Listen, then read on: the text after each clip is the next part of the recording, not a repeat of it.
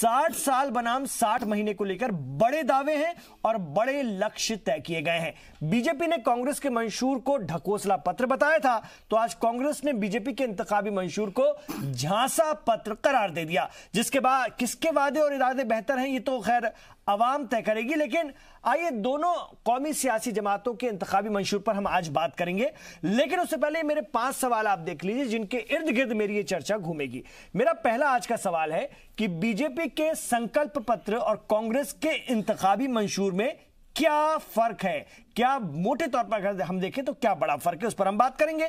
दूसरा, क्या 2019 की जंग राष्ट्रवाद और राष्ट्रवाद के खिलाफ या उसके जो लोग हैं उसके बीच है ये जंग, ऐसा जैसा कि बनाने की कोशिश की जा रही है। तीसरा, बीजेपी कांग्रेस दोनों ने ही क्या पुराने वादे नहीं दोहराए हैं, इस पर भी हम बात करेंगे। चौथा सवाल है, कांग्रेस की न्याय योजना का बीजेपी के मंशूर में क्या जवाब है, ये 72,000 वाली जो योजना है उसका बीजेपी ने क्या जवाब दिया, इस पर भी हम बात करेंगे। और पांचवा, क्या इंतखाबी मंशूर के सारे वादे सियासी जमातें पूरे कर पाती हैं, कोई भी सियासी जमात हो, इस पर भी हम बात करेंगे। आइए शुरुआत करते हैं इस चर्चा की।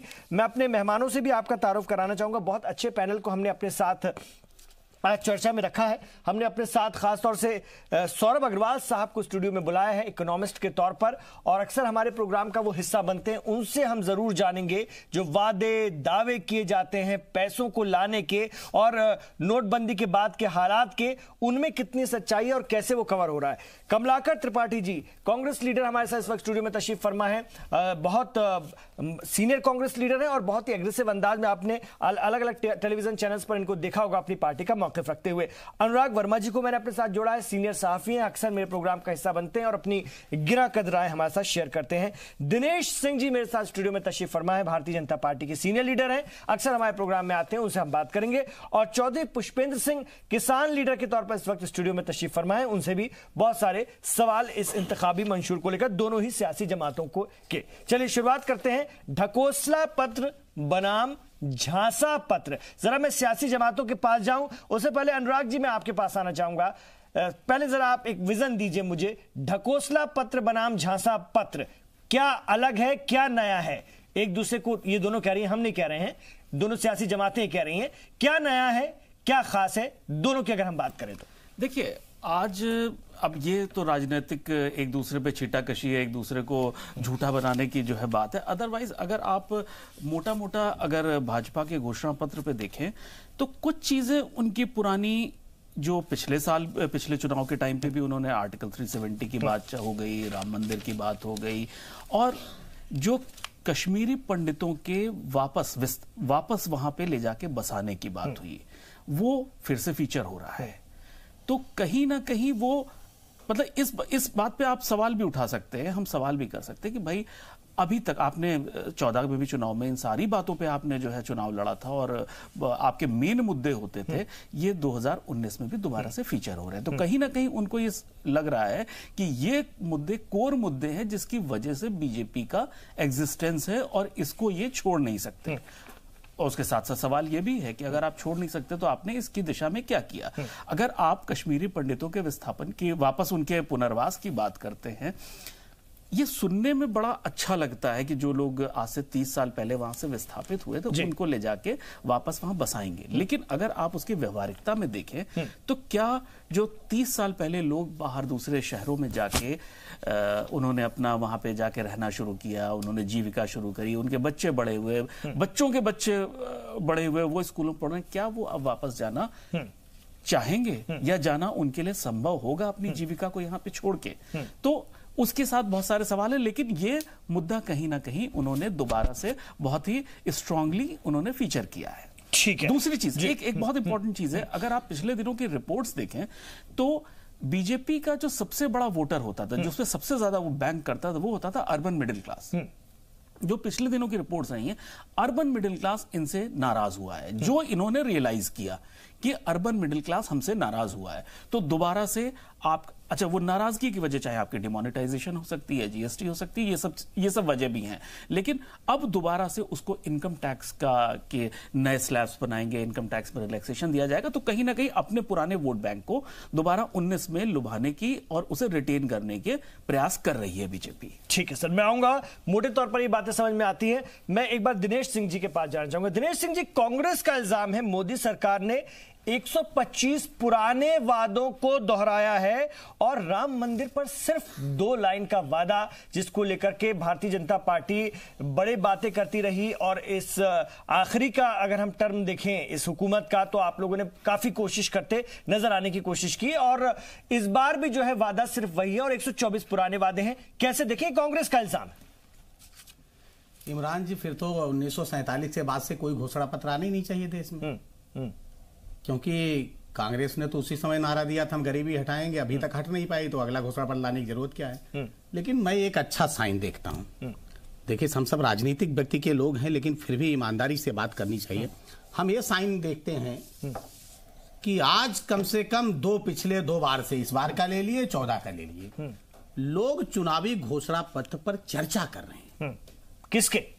सभी राजनीतिक दलों के। मैं एक दल की बात नहीं कर रहा हूं, इसलिए कि इसके पहले अगर आप देखिए, आप पीछे जाइए, तो लोग घोषणा पत्र लाते थे, उसमें एकाध बातें लोगों की याद रहती थी, बाकी बातों का पता नहीं कि क्या किया क्या नहीं, और जनता पूछती भी नहीं थी। लेकिन अब जनता लोगों से जवाब मांगती है। आज मैं बैठा हूं आपके सामने, आप हमारे 14 के घोषणा पत्र की बात करें, 14 के घोषणा पत्र से एक लाइन उठाइए और मुझसे आप बहस कीजिए।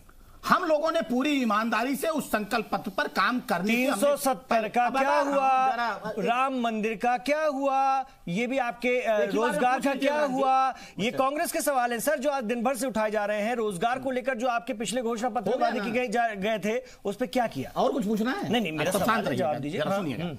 आपने कहा कि पहले भी घोषणा पत्र में 370 था, पहले भी घोषणा पत्र में राम मंदिर था, पहले भी घोषणा पत्र में रोजगार था। आप जवाब लीजिए ना। निश्चित तौर पर हमारे घोषणा पत्र में रोजगार था, तो क्या हमने लोगों को रोजगार नहीं दिया? हमने बेरोजगार किसको किया?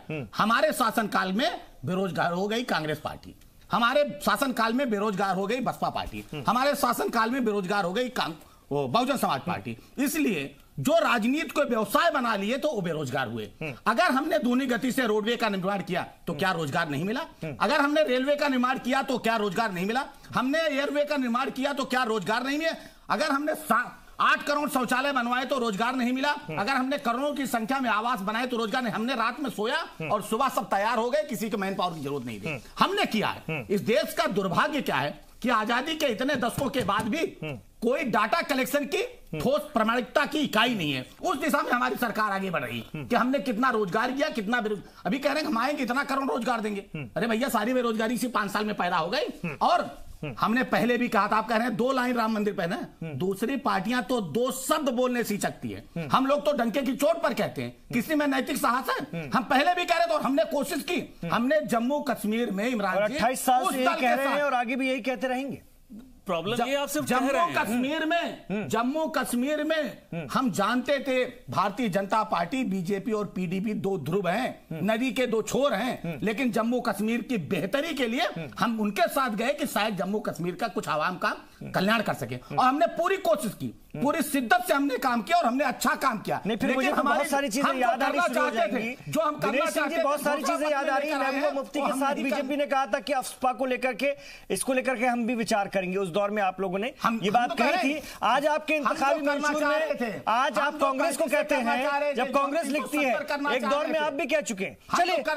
चलिए मैं इस पर बात करूंगा। 72,000 की काट क्या है आपके पास, उस पर भी बात करूंगा। आपके इंतखाबी मंशूर में उसको लेकर के कोई बड़ा ऐलान नहीं किया। और ये भारतीय जनता पार्टी का संकल्प पत्र नहीं है, ये देश का संकल्प पत्र है। आपको स्मरण करना चाहिए कि इसमें 6 करोड़ लोगों की राय ले गई है। नहीं, 72,000 को लेकर के क्या, 72,000 को लेकर क्या तैयारी है, ये भी तो बताइए। सोशल मीडिया का इसमें इस्तेमाल किया गया। सालाना 72,000 का जो कांग्रेस का वादा, उसको लेकर कोई तैयारी है? वादे पर कौन विश्वास कर रहा हो? तो कहता रहा हूं 71 में बेरोजगारी, गरीबी हटा रहे थे, उसके बाद इंदिरा गांधी के बाद फिर राजीव गांधी आए, गरीबी हटा रहे थे, फिर सोनिया गांधी पीछे से हटा रही थी, अब राहुल गांधी आ रहे हैं। कोई विश्वास कर रहा है क्या? लोग क्या लिख रहे हैं इमरान जी, सोशल मीडिया पे लिख रहे हैं कि आप कह रहे हैं कि कांग्रेस पार्टी सत्ता में आएगी तो हम 72,000 देंगे। लोग सोशल मीडिया में लिख रहे हैं कि आप 72,000 दे दीजिए और सत्ता में नहीं आ पाए तो वापस ले लीजिएगा। ये कमेंट है लोगों का कांग्रेस पार्टी पर। अरे कैसे जनता विश्वास करेगी? आपने तो देश को गर्त में पहुंचा दिया। सोशल मीडिया से बहुत सारी चीजें, बहुत सारे जो है आप सोशल मीडिया को नकार दीजिए। नहीं, मैं नकार नहीं रहा हूं कि इतना भी परसेप्शन नहीं बनता सर। आप जमीन पर देखिए, बहुत छोड़िए। और मीडिया अभी मैं आ रहा हूं कमलाकर जी, आपके पास आना चाहूंगा। कमलाकर जी उठा रहे हैं। कमलाकर जी, जो बात भारतीय जनता पार्टी ने शुरू में कही आज, वो थी कि हमारे लिए, भारतीय जनता पार्टी के लिए देश सबसे बड़ा है और कांग्रेस के लिए परिवार सबसे बड़ा है। ये बड़ा फर्क है। उसके बाद अफवाह को आप बदल देंगे, ये आपके घोषणा पत्र में इन्होंने कहा हम सेना को खुली छूट देंगे, ये कहते हैं। हाँ, आपके 72,000 को लेकर के इन्होंने रोजगार के बड़े दावे किए और अपना एक बड़ा प्लान बताया है जो बड़ा व्यवहारिक है। आपके जैसे हवाई बातें नहीं की है कि ऐसा कर देंगे वैसा कर देंगे, पैसा कहां से लाएंगे उसका कुछ अता पता नहीं है, वो आप भी नहीं बता पाएंगे मेरे ख्याल से शायद। लेकिन भारतीय जनता पार्टी का जो प्लान मुझे समझ में आ रहा है वो व्यवस्थित है और ठीक ढंग से तैयार किया गया है, ज्यादा प्रैक्टिकल है। क्या कहेंगे? देखिए इमरान भाई, पहले तो आज इनका आया है, हमारे डॉक्यूमेंट पे तो बहस हो चुकी है ना। इनके जो जुमले हैं, आज मैं जरा वर्सेस कर रहा हूं, मैं दोनों को तोल रहा हूं सर, है ना जी। बात सुन ले, आपने उनकी बात काफी देर तक सुनी, मेरी भी बात सुन लीजिए ना। सुनेंगे सर। इनके जो जुमले हैं वो जनता में आ चुके हैं। ये शिगुफा वाली पार्टियां हैं। ये रोज, अगर आप पिछले 5 साल का रिकॉर्ड देखेंगे तो हर 6 महीने 4 महीने पे एक शिगुफा छोड़ा गया है।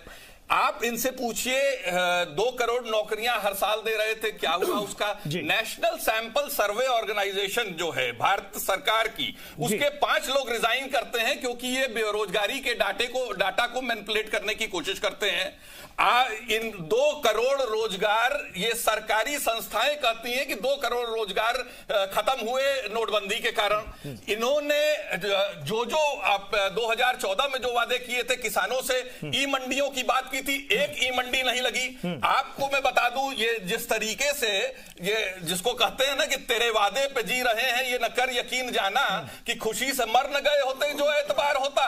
और 70 सालों में 55 सालों तक इस देश की जनता ने कांग्रेस पर ही विश्वास किया है, क्योंकि डिलीवरी कांग्रेस नहीं दी। अटल जी के समय में भी जो है वो इंडिया शाइनिंग हो रहा था, 5 साल के अंदर लोगों ने पैक कर दिया और 10 साल के लिए पुनः यूपीए की सरकार आती है। आपको बताऊं, राम मंदिर के मुद्दे पर ये 90 से राम मंदिर का राग अलाप रहे हैं। सुषमा स्वराज जी ने इस बात को कहा था कि राम मंदिर हमारे लिए एक बेरर चेक है जो एक बार भज चुका है, बार बार नहीं भजेगा। और कुशाभाऊ ठाकरे ने, जो संघ के राष्ट्रीय अध्यक्ष हुआ करते थे, कुशाभाऊ ठाकरे ने कहा कि नदी पार करने के लिए नाव की जरूरत होती है। इसका मतलब ये नहीं कि नाव पार कर लेने के बाद नाव को लाद करके चला जाए। ये कांग्रेस तो इस मुद्दे से बचती रही है। कमलाकर जी, कांग्रेस तो इस मुद्दे पर हाथ नहीं रखना चाहती और सारे कांड जो है ना वो आपकी हुकूमत के दौर में हुए हैं। ये भी हिंदुस्तान की आवाम जानती है इस मुद्दे को लेकर के। हाँ, यही हम बता रहे हैं कि हिंदुस्तान में राम मंदिर के इशू पर भी कांग्रेस ने सारे लोगों को साथ लेकर के जो लीगल चीजें थी उन पर एक्ट किया। राजीव गांधी के समय में वो ताला खोला गया था, आपको याद होना चाहिए। बाबरी मस्जिद किसके दौर में शहीद की गई? और ये बाबरी मस्जिद किस दौर में शहीद की गई? सिंह जी ने, इन्होंने तो संविधान किसकी मरकज में सरकार थी? मरकज में किसकी सरकार थी? ये लॉ एंड ऑर्डर का मैटर था। कल्याण सिंह ने कोर्ट में एफिडेविट दिया था। कौन वजीर आजम रात को टेलीविजन में आकर के माजरत कर रहा था और हिंदुस्तान की आवाम को पैगाम दे रहा था? उसका भी जिक्र कीजिए। कौन था यूपी का? आप ये बताइए। भारत का प्रधानमंत्री उस वक्त कौन था? किस पार्टी से था? हाँ, नरसिंह राव जी की सरकार उन्होंने टेलीविजन पर आकर क्या कहा था? मैं क्या बता रहा हूं? हम बाबरी मस्जिद को नहीं बचा पाए। उसके बाद एक पूरा तबका कांग्रेस से हमेशा के लिए अलग हो गया। आज भी उत्तर प्रदेश में कांग्रेस ने पूरी ताकत झोंक दी है। प्रियंका गांधी जी गंगा की यात्रा कर लें, चाहे गांव चली जाए, ये भी एक सच्चाई है। खाने के बाद इस बात को एक्सेप्ट किया इन्होंने, तो सुप्रीम कोर्ट कहिए ना, क्या करेंगे? राम मंदिर बाबरी मस्जिद इशू को लेकर क्या है कांग्रेस का? क्या ये क्यों नहीं है इसको बनाते हैं? वो तो ठीक है ना, आप क्या कर रहे हैं, आप बताइए। जनता को हम तो रोजगार की बात करते हैं, हम महिला सुरक्षा की बात करते हैं। भाजपा से महिला बचाओ की स्थिति हो गई है। इनके विधायक कुलदीप सेंगर से लेकर के कुशाग्र तक जो है वो बलात्कार के दोषी पाए जाते हैं। प्रधानमंत्री की कंस्टिट्यूएंसी के विधायक के आवास में रेप होता है। आप ये समझिए कांग्रेस घोषणा पत्र पे बात करूंगा, इधर नहीं जाइए कमलाकर वाली पार्टी है। ठीक है, मैं रोजगार पे बात करूंगा सर। मैं किसी सारे घोषणा पत्र के एक एक वादे पर बात करूंगा, एक एक वादे दोनों के। ठीक है, आज हम लोग वर्सेस कर रहे हैं, इसलिए हम कोशिश करेंगे कि इधर उधर ना जाएं। जो मूल मुद्दा है इसमें बेहतर या उसके इसमें बेहतर, इस पर हम बात करेंगे। चलिए एक बार जरा मैं किसानों की बात कर लेता हूं और मैं चौधरी साहब के पास जाना चाहूंगा, चौधरी पुष्पेंद्र सिंह साहब के पास। भारतीय जनता पार्टी ने चौधरी साहब किसानों की अगर हम बात करते हैं तो कहा कि हम 2022 तक किसानों की आमदनी दोगुनी कर देंगे, किसानों को किसान सम्मान निधि का लाभ दे रहे हैं हम, और ये शुरू भी हो गई है। और छोटे और सीमांत किसानों को 60 साल बाद पेंशन की सुविधा भी देंगे। इसमें कांग्रेस कह रही है कि हम किसानों के लिए अलग से बजट बनाएंगे, किसान कर्ज ना अदा कर पाए तो वो आपराधिक मामला न बनकर सिविल मामला बने, और मनरेगा को हम 150 दिन करने की गारंटी देते हैं। आपको क्या बेहतर लग रहा है एक किसान लीडर के तौर पर? ज्यादा किसान किस तरफ रागिब होंगे आपको लग रहा है, या कौन प्रैक्टिकल है किसानों के लिए? जी देखिए इमरान भाई, इन्होंने जो वायदे किए थे, योजनाएं भाजपा ने जो भी ये आज के घोषणा पत्र में दिए हैं, वो लिफाफे तो अच्छे हैं, सुंदर हैं, लेकिन उनके अंदर कुछ नोट नहीं है। कभी कभी ऐसा होता है बारात में, जब आप किसी को मिलाई देने जाते हो तो खाली लिफाफा चला जाता है। बीजेपी वालों की बात कर रहे हैं आप? जी जी जी। कैसे है बता देता हूं। इन्होंने कहा कि हम किसानों की आय दोगुनी करेंगे 2022 तक। इनका ट्रैक रिकॉर्ड ये है कि पिछले 4 सालों में कृषि विकास दर 2.9% है, जिसके लिहाज से 2022 नहीं 2032 तक भी दोगुना होने की संभावना नहीं है। पहली बात। दूसरा, इन्होंने कहा कि पीएम किसान योजना में हमने लघु सीमांत किसान को 6,000 रुपए प्रति वर्ष देने का वायदा जो किया था, अब हम उसको सारे किसानों पर, सारे किसान का मतलब है कि 14 करोड़ किसान फैमिलीज हैं इस देश में, तो सबको देंगे। इसका मतलब ये हुआ कि जो 2 करोड़ हैं तो 10-12 हजार करोड़ रुपया और आप दे देंगे। लगभग 85,000 करोड़ रुपए का बिल वो बैठता है। इसके कंपैरिजन में यदि न्याय योजना को हम समझें कांग्रेस की, उसमें इन्होंने 72,000 रुपए 5 करोड़ फैमिलीज को प्रतिवर्ष देने का बात की है, तो जो 3,60,000 करोड़ रुपया बैठता है, तो इनका 85,000 है, उनका 360 है, यानी 4 गुने से भी ज्यादा है। तीसरी बात जो है पीएम किसान योजना की, पेंशन योजना की, इन्होंने कहा है कि 60 वर्ष से ऊपर के किसानों को पेंशन देंगे, लेकिन कितनी देंगे ये इन्होंने कोई जिक्र नहीं किया। लेकिन ये स्वागत योग्य कदम है। हम आशा करते हैं कि कम से कम जो कांग्रेस दे रही है 6,000 रुपए प्रति महीना, इतना तो वो पेंशन कम से कम होनी चाहिए। अगली बात इन्होंने ब्याज मुक्त की कही है कि हम 1 लाख रुपए तक का जो केसीसी किसान क्रेडिट कार्ड के माध्यम से पैसा होता है उसको ब्याज मुक्त करेंगे। आज भी जो है 3 लाख तक का जो केसीसी होता है उस पर 4% का समय से भुगतान करने पे है। उसमें भी कंडीशन इन्होंने भी समय से भुगतान की लगाई है। उसमें 2,500-3 हजार करोड़ का लाभ होगा, ये ठीक है। इसके अलावा इन्होंने एक कहा कि हम कुछ नीतियां, हमारी आयात निर्यात की जो गड़बड़ हो गई थी उसमें मैं आपको बता दूं पिछले 5 सालों में लगभग इन्होंने $30 बिलियन का 2013-14 के कंपैरिजन में ज्यादा कृषि जिंसों का आयात बाहर से देश में कर लिया, और निर्यात लगभग $30 बिलियन का ही कम किया 2013-14 की जो फिगर है उसके कंपैरिजन में। तो टोटल जो है लगभग $60 बिलियन यानी 4.25 लाख करोड़ का नुकसान हुआ है किसान का।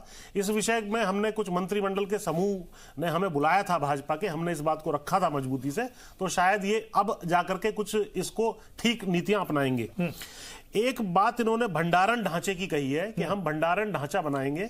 इस देश में लगभग 1 लाख करोड़ रुपए के फल सब्जी अन्न जो है बर्बाद हो जाते हैं। 5 सालों में इतना इन्होंने कितना किया वो दिनेश जी बताएंगे। ये काम पहले से ही होना चाहिए था। इसके अलावा एक 25 लाख करोड़ का इन्होंने कहा है कि हम 5 सालों में 25 लाख करोड़ रुपया कृषि और ग्रामीण विकास पे खर्च करेंगे।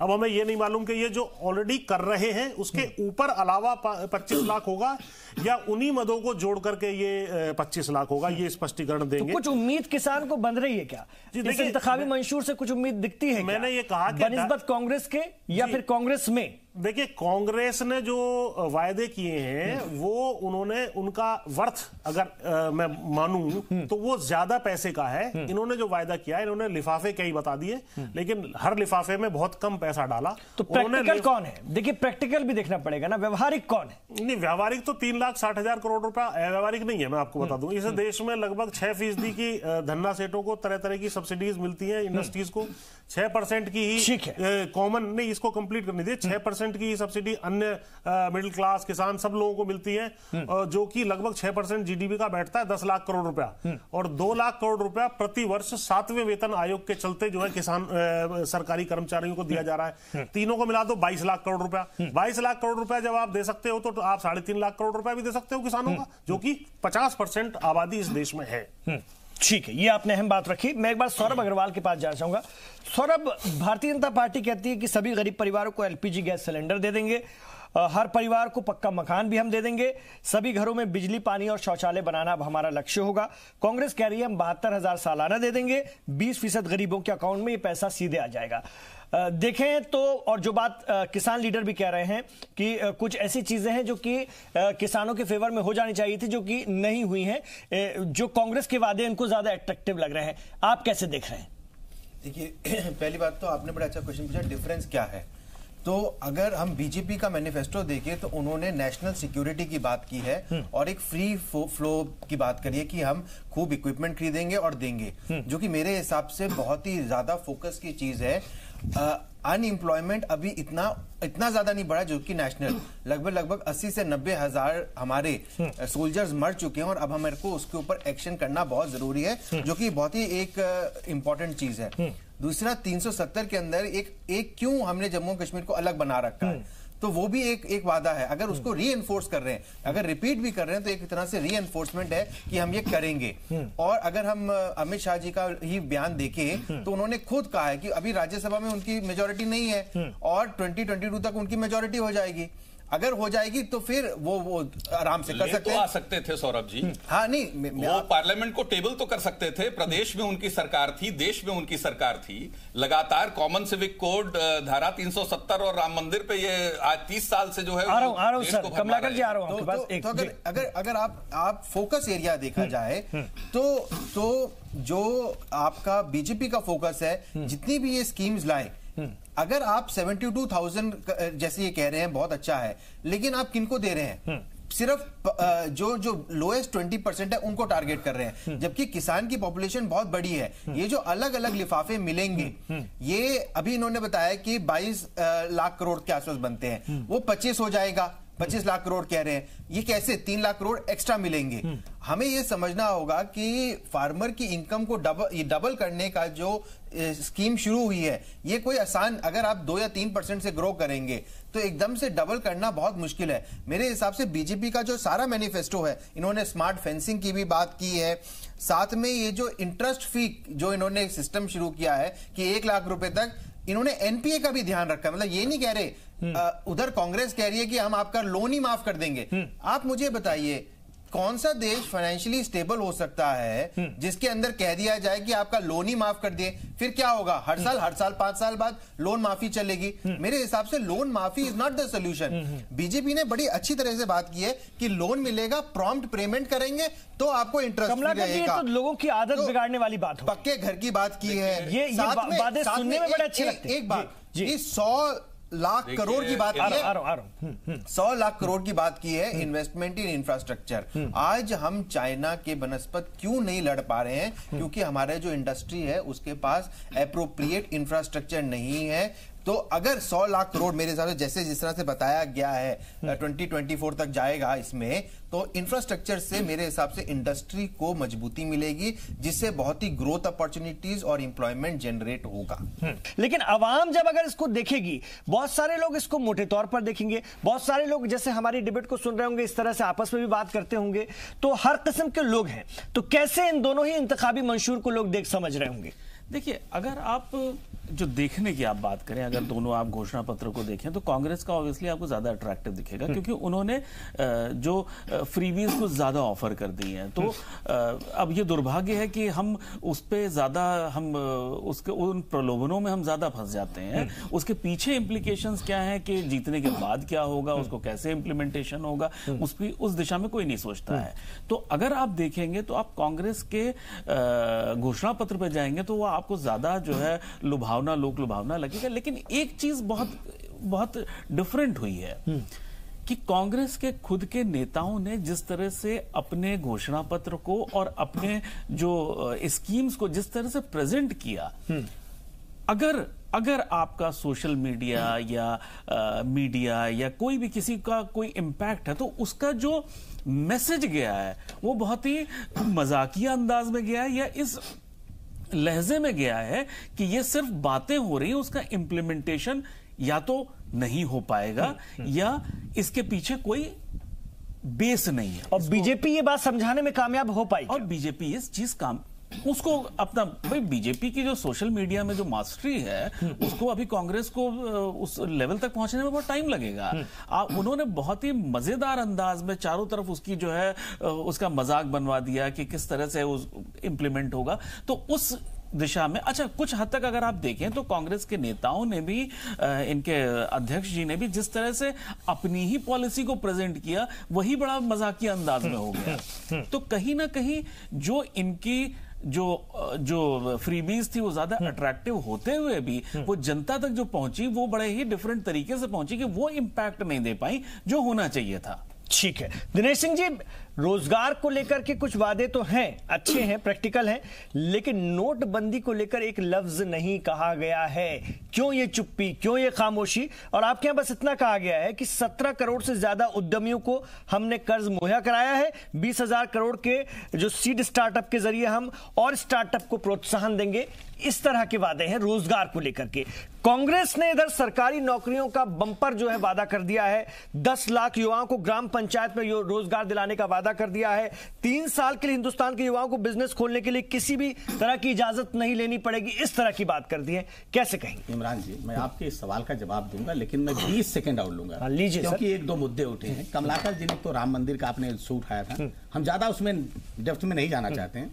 हमारा तो संकल्प है, ये तो सुप्रीम कोर्ट में हलफनामा दिए थे राम के अस्तित्व को, फिर इनके अधिवक्ता जाकर कहते हैं 19 के बाद सुना, ये इनका चरित्र है। अब आते हैं हम दूसरी, क्योंकि हम ज्यादा उसमें नहीं जानते। और दूसरी चीज हमारे पूर्व वक्ता कह रहे थे कि कांग्रेस ने जो किया लोग उस पर विश्वास नहीं करते। अभी 3 राज्यों के चुनाव हुए थे और इसी बात को लेकर कांग्रेस वहां सत्ता में आई थी, और इनके राष्ट्रीय अध्यक्ष ने कहा था कि अगर 10 दिन के अंदर गिनकर बताया था, 1 2 3 4 5 6 7 8 9 10, 10वें दिन अगर कर्ज माफी माफ नहीं हुई तो हम मुख्यमंत्री बदल देंगे। उसके हिसाब से आज 11वां मुख्यमंत्री वहां उस राज्य में होना चाहिए। 3 दिन के अंदर कर्ज माफी हो गई थी। हम नहीं, कमलाकर जी एक बात नहीं पूछे। उसके बाद जिस दिन आचार संहिता लागू हो रही थी, तिथि जारी हो रही थी, उस दिन लोगों को एसएमएस जा रहे थे कि आप इंतजार कर दीजिए, आचार संहिता लागू हो गई, इसके बाद हम करेंगे। जबकि जो योजना चल जाती है उसमें आचार संहिता नहीं लगती है। जैसे किसान सम्मान निधि जा रही तो आचार संहिता नहीं आने आती है। अब तीसरा आपके बात पर आते हैं, और तीसरी चीज अभी पुष्पेंद्र जी कर रहे थे, क्योंकि किसान नेता है। देखिए, हम भी किसान पर, किसान भीख नहीं चाहता है। किसान, हमारी सरकार इस दिशा में काम कर रही है कि कैसे किसान अपनी किसानी पर वापस आए। सर, आज की तारीख में किसानी घाटे का सौदा हो गया। आत्महत्या करने वाला करने की कगार पर पहुंच चुका किसान राहत चाहता है, नहीं चाहता, राहत तो चाहता है ना, मैं बता रहा हूं, भीख नहीं चाहता पर कुछ राहत तो चाहता है। मैं बता रहा हूं इमरान जी, मैं बता रहा हूं, सुन लीजिए ना। हम कई बार बता चुके हैं कि किसान चाहता है कि उसकी मिट्टी के अंदर क्या बुआई करे, क्या उसमें धान होगा कि गेहूं होगा कि अरहर होगा, उड़द होगा, किसमें आलू होगा कि टमाटर होगा, कम से कम उसकी जांच की व्यवस्था सरकार ने की। फिर प्रमाणिक बीज चाहिए उसको कि जो बो रहा है उगेगा कि नहीं। फिर उसके बाद उसको खाद चाहिए। पिछली सरकार में पैसा लेके खाद के लिए जाइए लाठी पड़ती थी, हमारी सरकार ने 100% नीम इम्पोर्टेड यूरिया क्या मिल रही, हेड से टेल तक पानी पहुंच रहा है, बिजली की क्या व्यवस्था, आप उत्तर प्रदेश में बैठे हुए हैं, बिजली आने का समय था, जाने का समय था, कुछ समय था, वो चाहता है कि हमारी व्यवस्था। और किसान कृषि बीमा, हाँ सामाजिक क्षेत्र में थोड़ी सी जागरूकता की अभी जरूरत है कि सारे लोग, आप गाड़ी लेते हैं तो वहीं से इंश्योर्ड हो जाता है, क्या किसान 100% बीमा अपना करा पा रहा है? नहीं करा पा रहा है। हमारी सरकार उस दिशा में आगे बढ़ रही है। हमारी सरकार ये कह रही है, हम ये नहीं कह रहे हैं कि हम आएंगे तो कर्ज माफ कर, आपने नोटबंदी पर एक लोगों को परेशानी हुई, नोटबंदी की कमर तोड़ रहे थे आप, राहुल गांधी और आतंकवादियों के पास सबसे पहले नए नोट बरामद हुए, 2000 रुपया आपके सारे नेताओं, प्रेमा खांडू अभी पकड़े गए हैं एक मिनट करोड़ रुपए के साथ। एक मिनट दिनेश जी, कमलाकर जी, मैं एक बार अनुराग जी के पास जरूर जाना चाहूंगा।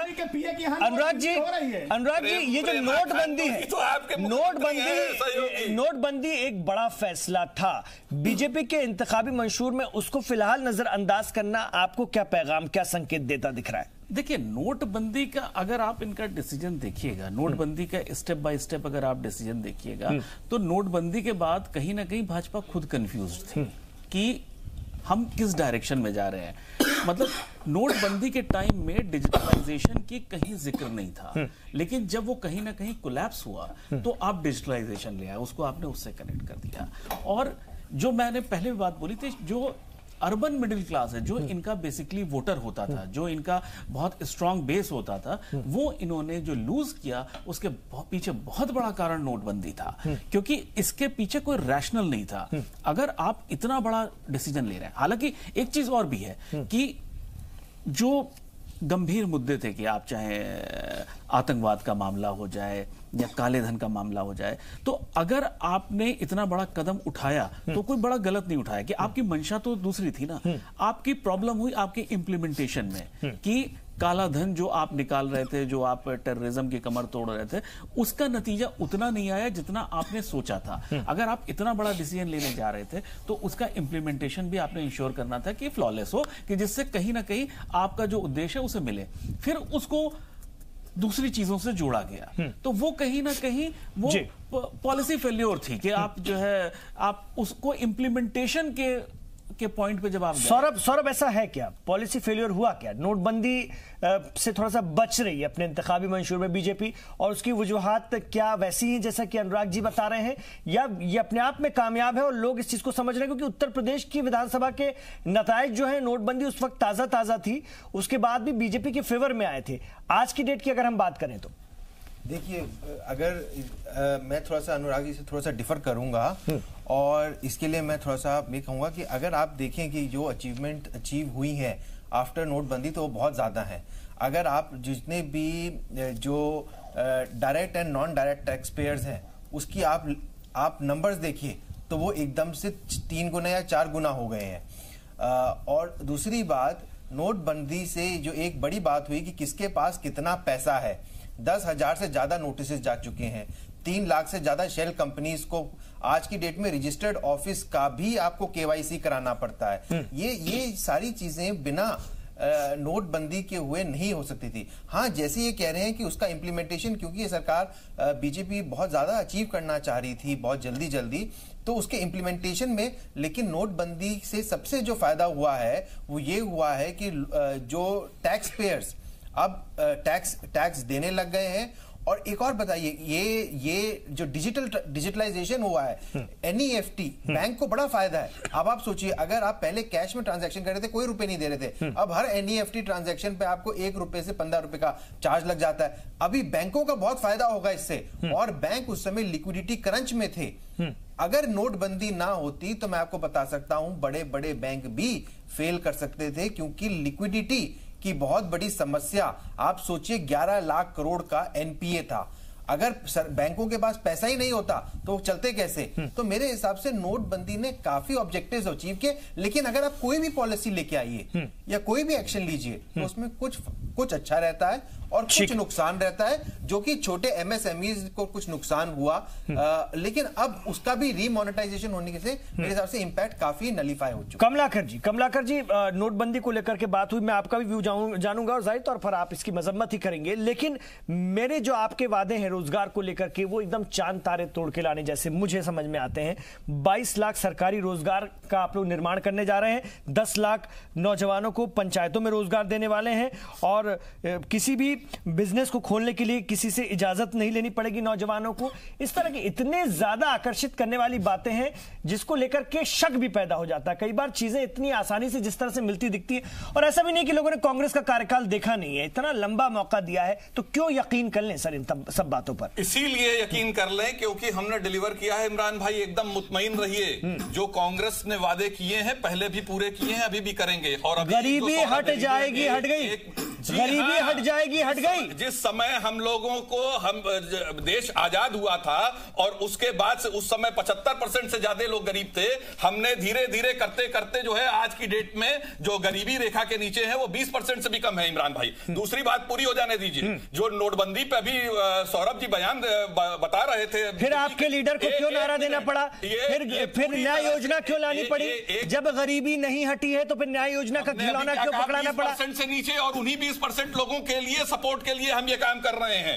कांग्रेस अपने पिछले 10 साल के कार्यकाल में भी यूपीए के जननी सुरक्षा योजना हमने लाई, बच्चा पैदा होने पर जो है वो राइट टू एजुकेशन हमने लाया, उसके बाद राइट टू एम्प्लॉयमेंट हमने लाया, मनरेगा हमने लाया, राइट टू वजीर आजम मोदी कहते हैं 18,000 गांव देश के कांग्रेस ने ऐसे हमें सौंपे थे जिसमें बिजली के तार नहीं पहुंच पाए थे और हमने इन 5 सालों में उनको जगमगा दिया। तो ये था, ये योजनाएं थी कांग्रेस की। 6 लाख गांवों को हमने वो किया था, 5 सालों में सिर्फ 16,000 गांव कर पाए और उसमें भी आधे से अधिक गांवों में बाहर एक एलईडी लग गई है, अंदर जो है वो नहीं है, लाइट नहीं है। और आपको बता दूं ये जो डिजिटल ट्रांजैक्शंस हो रहे हैं, बड़ा सौरभ जी बता रहे थे बैंकों की लिक्विडिटी, अभी स्थितियां ये हैं कि एक गरीब आदमी अपने पैसा निकालने के लिए बैंक को पैसा देता है, पैसा जमा करने के लिए पैसा देता है, मिनिमम बैलेंस न रखने पे पैसा काटा जाता है। पूरे गरीब आदमी का तो इन लोगों ने पूरा एकदम, और यूएस की पेमेंट इंडस्ट्री जो बैठ गई थी उसको सरवाइव कराने के लिए ये नोटबंदी की गई थी। और जो जिन बातों का दावा किया गया था, जिसके लिए प्रधानमंत्री जी कह रहे थे कि किसी भी चौराहे पर बुला करके जो है वो जो सजा देंगे मंजूर है, आ जाए चौराहे पे तो जनता बता देगी। ये जो एसपीजी सिक्योरिटी, दिनेश जी जवाब दीजिए। दिनेश जी, नोटबंदी फेल रही इनके मुताबिक। दिनेश जी, 2 चीजें हैं, चिल्लाने से थोड़ी होता है कि एसपीजी सुरक्षा में चल रहे हैं, पूरा खानदान चल रहा है। देखिए 2 चीजें हैं, इसलिए जो कुछ कहिए थोड़ा सोच समझ के चलिए। इनके यहाँ व्यवस्था हो सकती है इमरान जी, जब 60 लाख के फार्म हाउस से साल भर में 60 करोड़ कमा सकते हैं तो इनके यहाँ जय शाह जो है वो 50,000 की कंपनी से 80 करोड़ बना सकते हैं, 16,000 गुना पैसा बढ़ता है। निजी हमले मुद्दों पर मुद्दे पे हम कह रहे हैं, हम तो एक बार बोलता हूँ एक सब ठीक है, ये छटपटाहट है। हम यही कह रहे थे 60 लाख तो आपकी दिख रही है दिनेश भाई, सुन लीजिए ना, 60 लाख के फार्म हाउस से 60 करोड़ कैसे कमाया जा सकता और 3 महीने सरकार चलाने पर कैसे करोड़ों करोड़ की संपत्ति निकल सकती है, उसका उदाहरण सामने है। मैं उस पर आ जाता हूँ। नोटबंदी, यही हाल था ना कि लोग बैंकों से कर्ज लेते थे और हिंदुस्तान में मौज करते थे। आज लोग कर्ज लेके भागना उनको, मतलब नीरव मोदी, ललित मोदी, विजय माल्या, मेहुल चौकसी सबको भगा रहे हैं, चौकीदार सो रहा है। जवाब तो लेने दीजिए, ठीक है, आपने सवाल पूछ लिया ना, आप उनसे जवाब लेने दीजिए। बड़ा बेहतर चीज हो रहा है, ठीक है, आपने सवाल पूछा ना, आप जवाब तो लेने दीजिए ना। आप सवाल पे सवाल जल्दी से जवाब दीजिए दिनेश जी, जल्दी जवाब। मैं फिर ब्रेक लूंगा, बाकी लोगों से बात बीच में बोलने लगूंगा तो बोल नहीं पाएंगे, लेकिन अनर्गल बयान दे रहे हैं।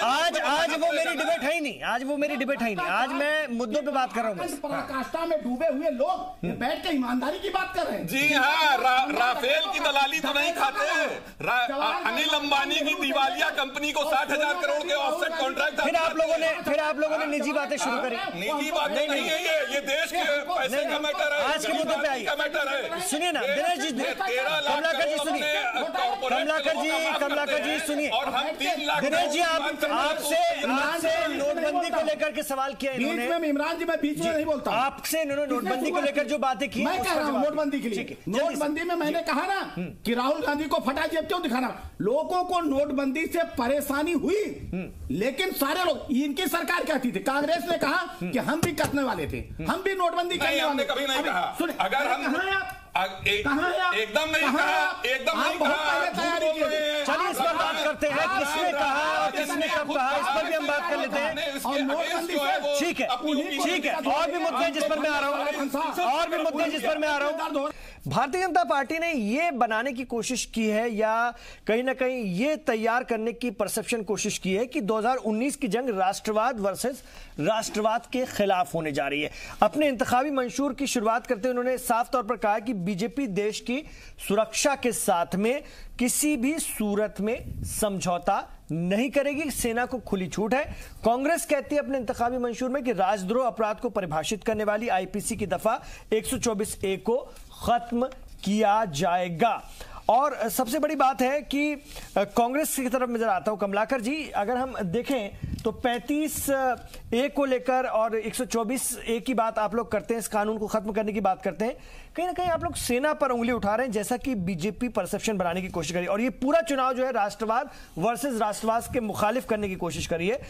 तो आप कह रहे हैं कि दुराचार के मामले हो रहे हैं, उसको हम देखेंगे, तो इसका मतलब आप क्या आर्मी पर इल्जाम लगा रहे हैं, दुराचार का इल्जाम लगा रहे हैं, सेना दुराचार कर सकती है, कर रही है, ये आपके इंतखाबी मंशूर से साबित होता है, कैसे इसको हम देखें? देखिए, अभी अरुणाचल में 4 दिन पहले इन्होंने अफसा हटाया है, उसके पहले 6-8 महीने पहले मेघालय से अफसा हट चुका है, और राजनाथ सिंह अपनी सरकार रहते जम्मू कश्मीर के समय में भी ये बयान दे चुके हैं, पत्थरबाजों को हम बंद करते हैं और ये रिहा करते हैं, हम आतंकवादियों को फांसी देते हैं, ये दामाद की तरह ले जा करके छोड़ते हैं। और आपको बता दूं, ये इन्होंने एक और वो किया है, कॉम्बैटिंग लेफ्ट विंग एक्सट्रीमिज्म। इसका जो मीनिंग हमारे हिसाब से जो निकल रहा है वो माओवादियों को लेकर के अगर इन्होंने कहा है। तो आपको बता दूं, सुकमा जब कांड हुआ रमन सिंह की गवर्नमेंट पे छत्तीसगढ़ में, जिसमें जो है वो 150 से ज्यादा लोग मारे गए, उसमें रमन सिंह का बयान था कि ये धरती पुत्र हैं और इनसे हमें प्यार मोहब्बत से बात करके इन चीजों को हल करना है। और आपको बता दूं, 15 सालों में जो रेड कॉरिडोर है वो 5 गुने से ज्यादा बढ़ गया है। और ये इस बात का मैं दावा करता हूं, कांग्रेस के तो वहां नेता शहीद हुए, वीसी शुक्ला से लेकर के जो है वो महेंद्र कर्मा तक, एक भी भारतीय जनता पार्टी के नेता पर क्यों हमले नहीं हुए? दिनेश जी जवाब दीजिए, इसलिए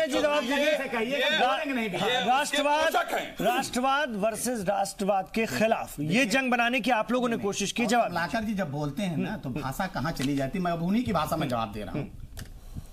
जब आतंकवादी मरता है ना तो लगता है कि दामाद मर रहा है। इन्होंने दामाद शब्द का प्रयोग किया, इसलिए मैं कह रहा हूं मेरी आदत नहीं है कमलाकर जी, इसलिए भाषा पर संयम, मेरी आदत नहीं है। आपने सुन, दूसरी आप ये कह रहे हैं कि हम आएंगे तो राष्ट्रद्रोह का मुकदमा हटा देंगे। राष्ट्रद्रोह नहीं, राजद्रोह है वो।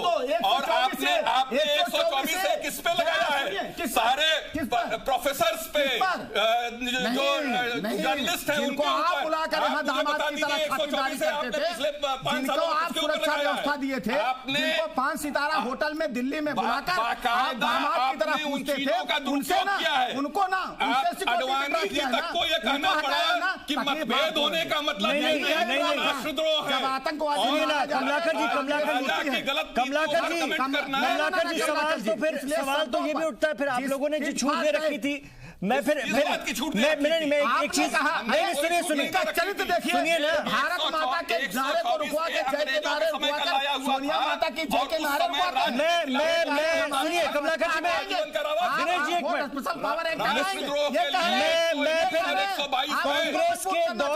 कांग्रेस के दौर में कितने मुसलमान लड़कों को आतंकवादी बता करके अंदर कराया गया, बाद में वो बाइज्जत बरी हुए। ये बटला हाउस किसके दौर में हुआ? उसके बाद आप लोग प्रचारित करते हैं कि आपकी कौमी सदर रात भर सोई नहीं थी, रोती रही थी बटला हाउस के बाद। तो ये तो आप लोगों का परसेप्शन है, ये तो आप लोगों की सोच है दिखाने की।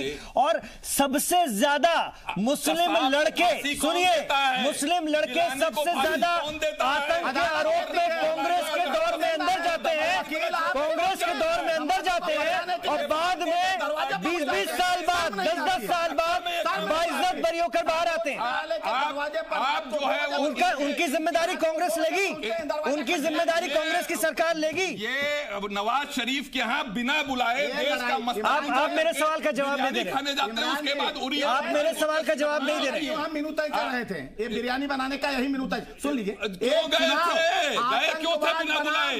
शौलों का आदान प्रदान हो रहा है, लाल लाल आंखें करके बात करने वाले थे।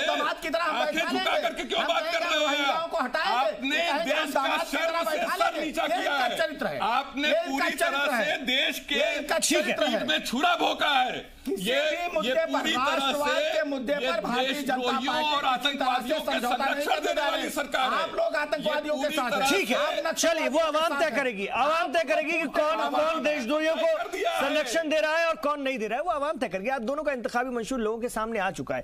चौधरी साहब, एक बार मैं फिर आपके पास आना चाहूंगा।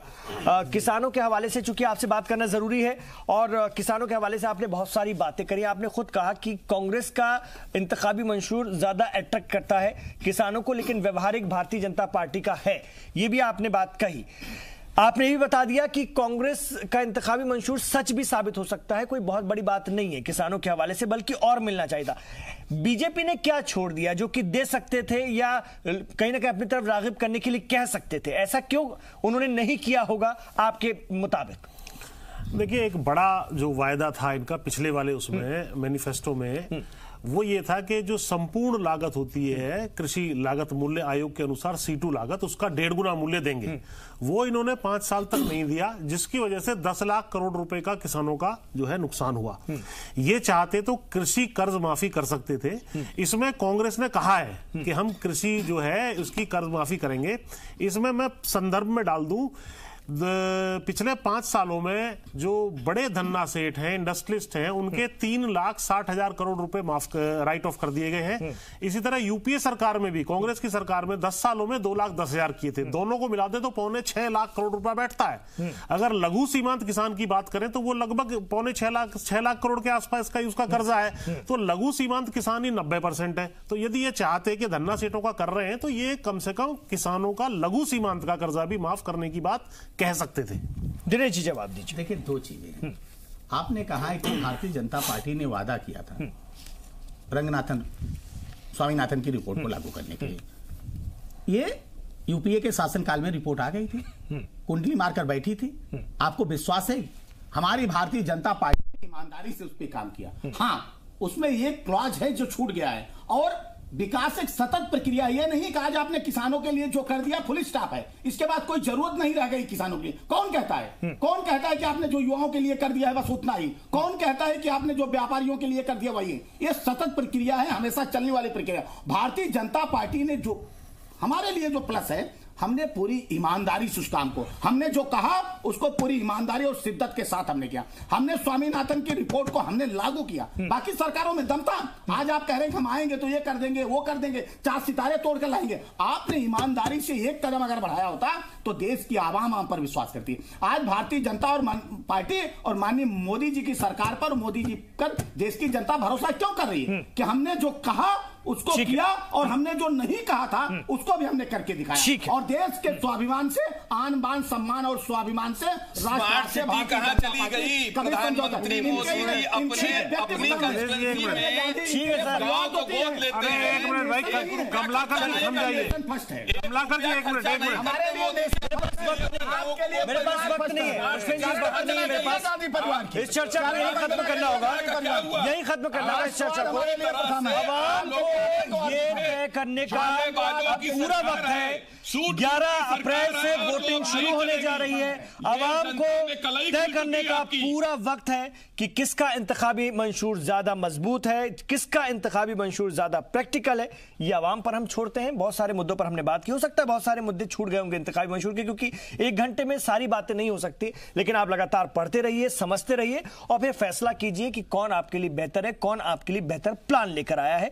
ये जमहूरियत है, ये लोकतंत्र है। आपको सोचने, समझने और अपने हक राय देने का पूरा हक है। तो 11 अप्रैल को वोटिंग जरूर कीजिएगा। आप देखते रहिए जी सलाम। बहुत शुक्रिया आप तमाम लोगों का इस चर्चा में हिस्सा लेने के लिए।